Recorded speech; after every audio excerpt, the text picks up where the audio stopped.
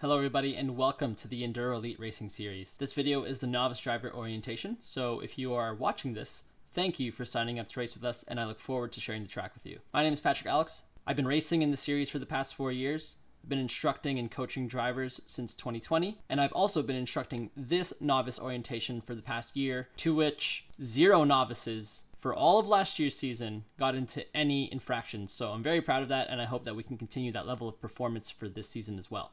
Let's start off with our tech and registration. So registration usually happens the day before the endurance race. So this is usually on the Friday. You're going to come in and make sure your car gets teched. You only need 1 team member on your team to get the car checked.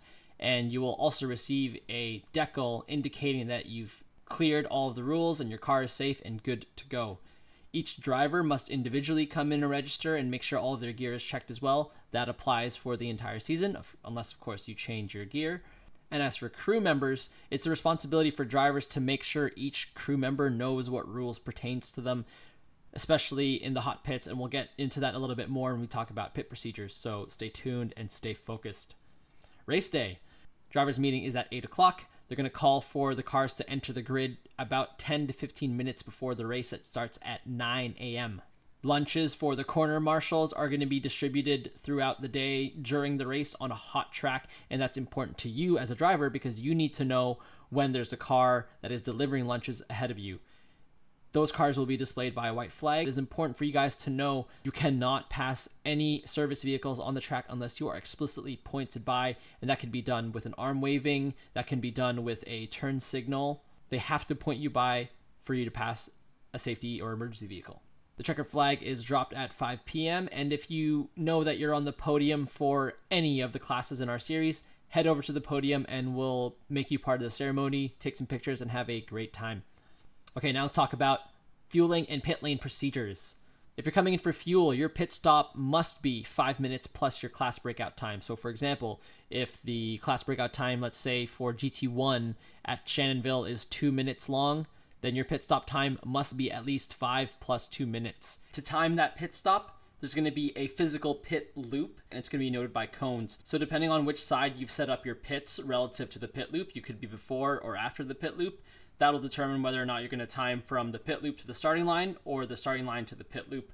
Either way, it'll be a 5 minute plus your class breakout time, and that's to calculate your total pit time.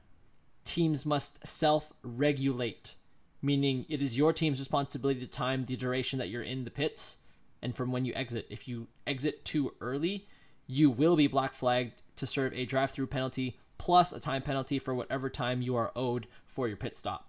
While fueling, the car's kill switch must be turned off. Only 1 jug is allowed over the wall at a time, and there is no working on the car at all except doing a driver change during fueling. A maximum of 5 crew members are allowed to be over the wall, and if you are the crew member holding the fire extinguisher, you must be pointed against the direction of traffic so you can see the cars that are coming towards you. You must also be 8 feet away from the person fueling the car, and you must be pointing the fuel extinguisher at them. Drip pans are mandatory, but if for whatever reason fuel spills onto the pit lane, you must clean it up immediately. So make sure you bring some sort of absorbent material with you to the track.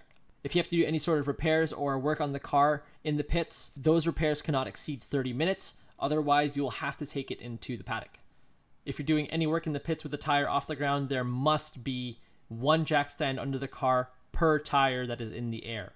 No children under 12 and no pets in the cold pits, and nobody under 16 in the hot pits. Next topic is super critical, blend lines. There's a painted line on the ground at each track on our calendar that distinguishes cars that are entering the track from the pits and cars that are already hot on the track. You cannot cross the blend line. You must treat it almost like a wall. If you cross the blend line too early, you're going to be black flagged. That also applies when you're getting off the track. Make sure you don't cross the blend line. Next, let's go over some driver etiquette and a little bit of racecraft. Rule number 1, golden rule, no contact. This is a no contact series. Don't touch anybody. It is every driver's responsibility to know what's going on around you at all times. That includes knowing when to give other cars space when you are being passed. If there's a car that's obviously faster than you, understand when to give them space. Also, suggestion to give a point by to make the passing scenario as clear and safe as possible. If you are attempting to pass somebody, you can only earn the right to racing room if you've aligned your front tire to their front tire before the turn-in point. If you are not aligned front tire to front tire as you enter the corner, it could be perceived as you dive bombing them when you have not earned the right to racing room. Whoever is ahead at the corner entry owns that corner unless the cars are exactly side by side, in which case both cars must adjust their speed and give appropriate racing room. Racing room is defined as a car width plus 6 inches. It's obviously a little bit hard to gauge that on the track, but it will be obvious to understand if you're giving somebody enough room for you both to negotiate the corner at the same time. Your car should be in control at all times. It is not your corner if you didn't arrive there safely. And pro tip, if you are not fighting for position with another car, don't fight at all.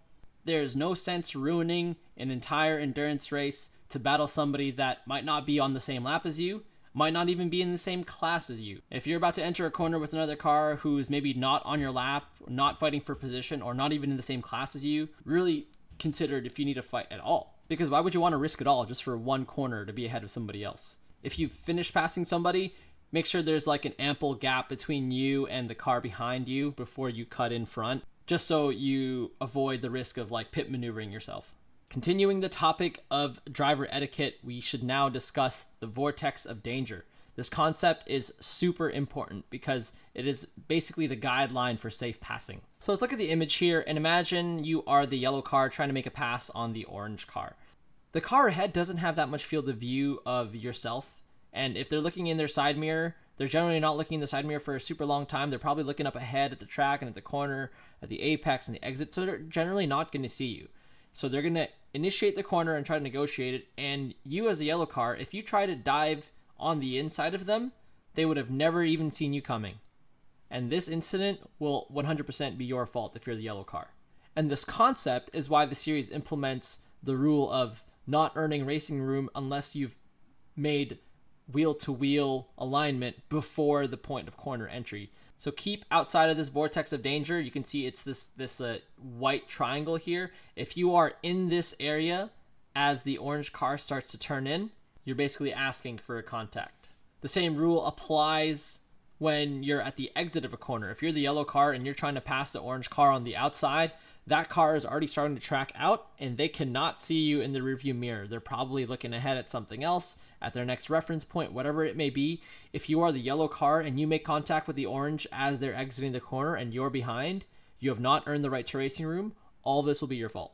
So really, everything in this meeting is important, but if there are two things that I want you to take away that are like super safety critical, it is the concept of the vortex of danger. These are so important to racing safely in this series. And that is the end of the novice orientation. Thank you all for signing up to race with us.